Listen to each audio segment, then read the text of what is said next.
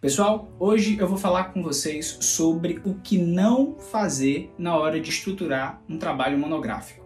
Seja ele um TCC, seja ele um artigo, seja ele uma dissertação, uma tese. O que eu vou falar aqui, pessoal, é uma dica que vai servir para todo mundo que precisa desenvolver um trabalho. Meu nome é Salles Martins e aqui é o Pesquisando Direito.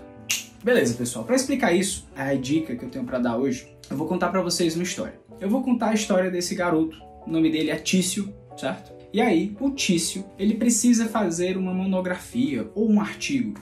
Vamos dizer que ele precisa fazer um artigo. Ele precisa fazer um artigo para a disciplina de Direito Constitucional e ele não sabe sobre o que escrever. E aí ele tá ansioso, tá preocupado, porque o tempo tá passando e ele não tá pesquisando.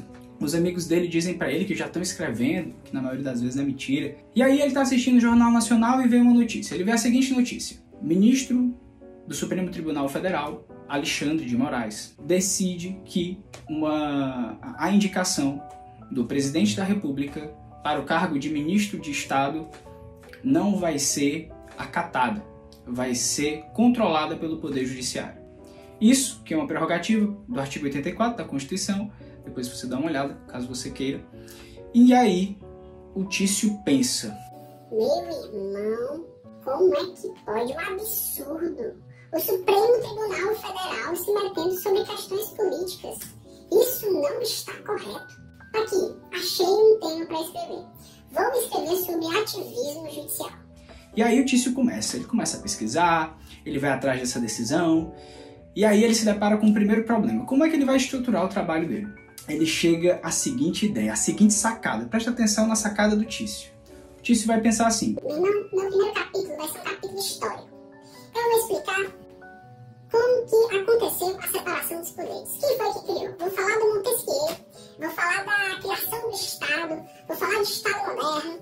E aí, meu irmão, vai ter um capítulo histórico ali que vai ser muito importante para o meu leitor, porque aí ele vai entender o que eu estou falando. No segundo capítulo, eu vou falar sobre o conceito de separação dos poderes. Eu vou explicar os poderes, eu vou explicar o poder judiciário, eu vou explicar o poder legislativo, eu vou explicar o poder executivo, eu vou pegar a Constituição e vou botar os artigos da Constituição que falam as competências de cada uma dessas funções. E aí, eu vou ter o meu trabalho, porque eu chego no terceiro capítulo e aí eu falo de ativismo judicial e teço uma crítica ao Supremo Tribunal Federal que absurdamente tem agido assim. Pessoal, qual é o problema desse trabalho? Eu vou elencar aqui pelo menos 5 problemas com esse método de estruturação do trabalho. O primeiro problema é zero inovador. Pessoal, esse trabalho não tem inovação nenhuma. Por quê? O primeiro e o segundo capítulo, pessoal, são meramente para encher ali. Porque, honestamente, quem estuda direito constitucional pega qualquer manual e vê o que significa, o que representa, qual é a lógica do poder legislativo, do poder executivo, do poder judiciário. Então, gente, acaba que esse capítulo não tem muita inovação. Pessoal, além do trabalho não ser inovador, ele também tem um outro problema. Ele não é interessante. Prestem atenção. Ele vai ter uma introdução.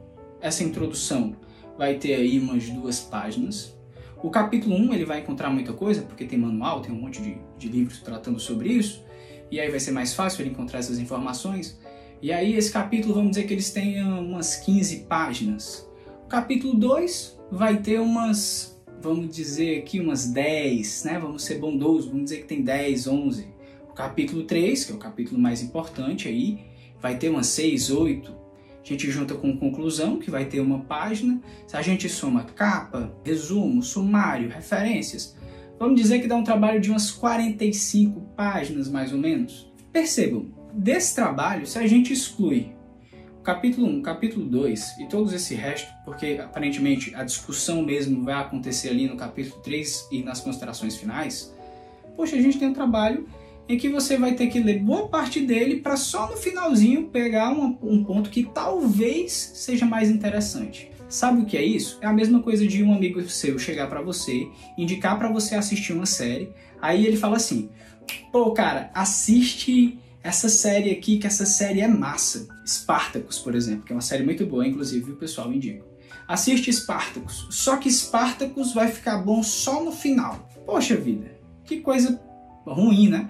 Eu vou passar 7 episódios para só no 8º o negócio ficar bom. Eu vou perder 7 horas da minha vida para assistir 1 hora de episódio bom.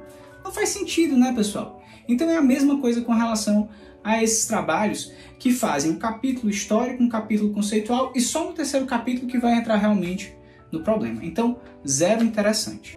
O 4º ponto, que tem muito a ver com o primeiro e o segundo, ele não é estimulante para quem vai escrever, porque a pessoa que vai escrever sobre isso, caramba, ela já estudou isso na faculdade, ela já leu isso nos livros. Imagina que coisa sacal você escrever sobre mais do mesmo, já chovendo molhado. Então, é por isso que muitos alunos não têm interesse em desenvolver trabalhos acadêmicos, porque eles acabam seguindo esse caminho, que parece o caminho mais fácil, mas acaba se tornando um caminho muito mais sacal, desinteressante. E aí, nós vamos para o 5º problema, que é zero valor acadêmico. Um trabalho como esse, pessoal, não tem valor acadêmico. Por que não tem valor acadêmico? Porque ele não inova, ele não traz nenhum questionamento novo, o que ele faz é mais do mesmo.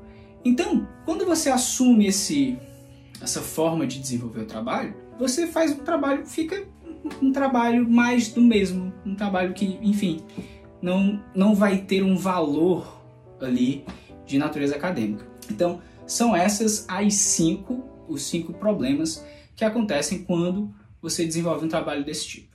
Pessoal, quem falou sobre isso não foi eu, tá? Fazendo aqui a referência acadêmica, existe um artigo que fala cujo título é Não Fale do Código de Hammurabi. Esse artigo ele é escrito pelo professor Luciano Oliveira, salvo engano ele é do ano de 2004.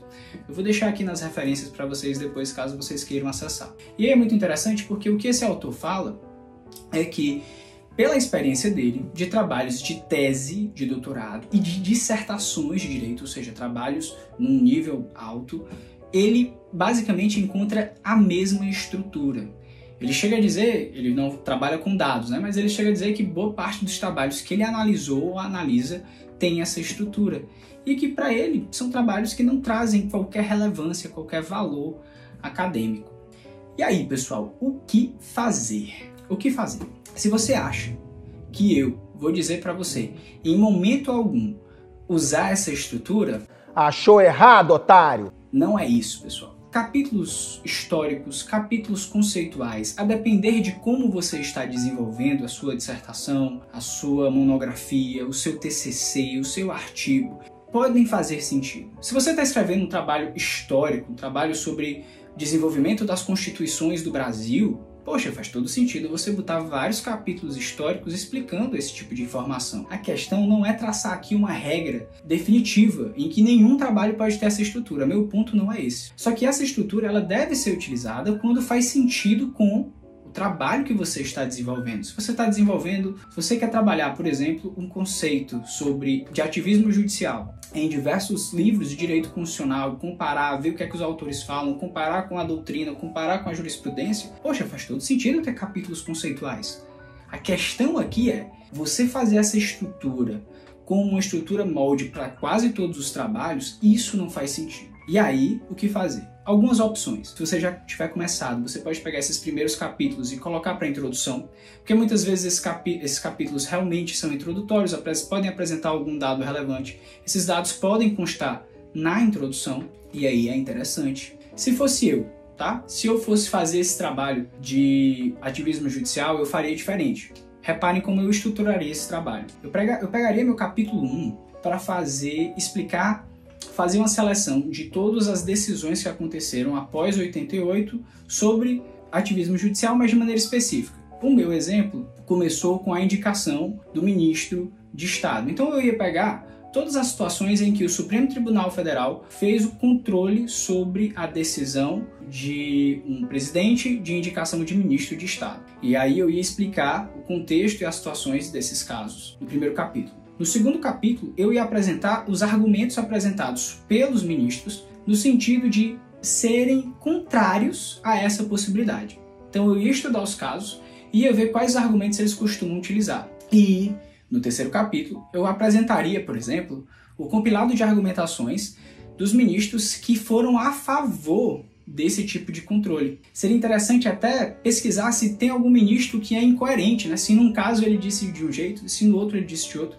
E aí percebam como esse trabalho ia ser rico. Ia ser bom para mim, porque eu ia aprender o que é que os ministros pensam, eu ia conseguir fazer uma análise sobre como eles estruturam suas decisões de natureza analítica, eu ia aprender de maneira específica sobre essa questão e, nas considerações finais, eu falaria a minha impressão, se o Supremo Tribunal é incoerente, se ele é inconsistente, quais os limites desse meu trabalho, o que é que eu não queria trabalhar, o que é que eu não consegui trabalhar, e aí vejam que seria um trabalho, pelo menos na minha visão, tá? Mais interessante, que teria mais valor e você conseguiria fazer isso na graduação perfeitamente. E aí é isso, pessoal. Esse foi o nosso vídeo, o que não fazer na hora de estruturar um trabalho acadêmico. Eu espero que vocês tenham gostado, tá? Por favor, se vocês tiverem temas pra gente debater, pra gente conversar, me mandem. Botem aqui nos comentários, seja do Instagram, seja do YouTube, eu não sei por onde é que você tá vendo isso. Quem quiser me seguir nas redes sociais, pesquise por Pesquisando Direito. No Instagram é pesquisando_direito, no YouTube é Pesquisando Direito. Já, se Deus quiser, vai ter um podcast também onde a gente vai falar esses temas. E aí, pessoal, no mais é isso. Um abraço, valeu, satisfação, é um prazer tê-los aqui. Tchau, tchau.